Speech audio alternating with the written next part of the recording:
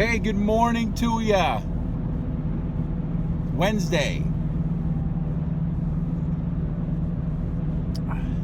It's also getting close to election time. It's 2020, and in a few months we'll be either electing a new president or re-electing Mr. Donald Trump. Which brings me to my thought of the day. Over the next few months, you're going to be having a lot of political discussions with friends and family and coworkers. And if you're a Christian, you'll be having a lot of those conversations with fellow Christians.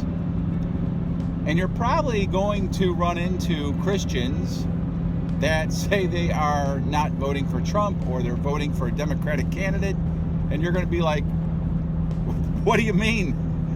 How can you vote Democrat if you are a Christian? Seems just doesn't mesh, right? It doesn't make sense. You know, if you're a Christian, you are pro-life. If you're a Christian, you are for the right to bear arms. You're for the Constitution. You're a Republican. And then along comes a Christian and they say, yeah, I'm pro-choice.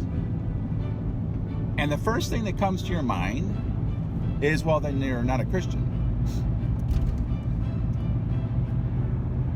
Or they say, yeah, I don't believe in guns. They should ban all guns. And you say, well, you must not be a Christian because you're not for the Second Amendment. I've come to realize that there are so many different types of people with so many quirks and so many different types of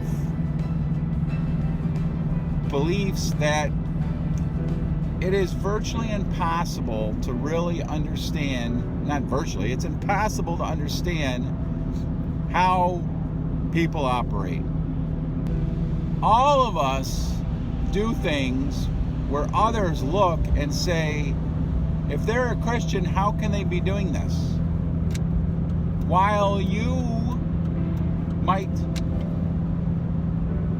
doubt somebody's salvation because they believe in the right for a woman's right to choose, another Christian might look at you and say, you're watching PG-13 movies with swearing and you call yourself a Christian? Now, the Bible does say, by their fruits you will know.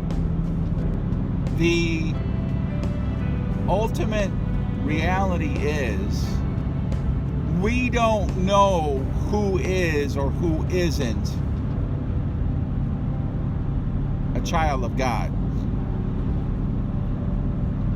Okay?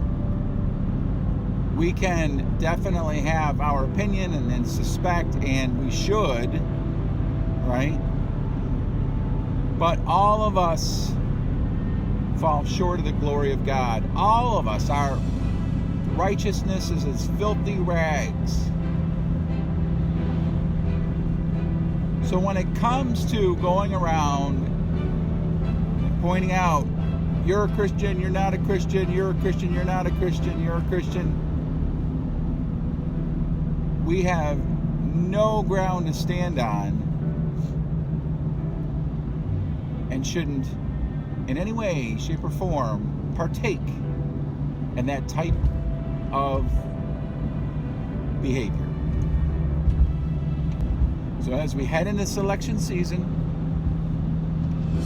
and things start to ramp up, not that you shouldn't form an opinion or have your suspicions, but when you cross the line and you start saying so-and-so is not a Christian because they believe this or they've done that, be very careful. Because also, as the Bible says, judge not lest you be judged. It's a fine line, people.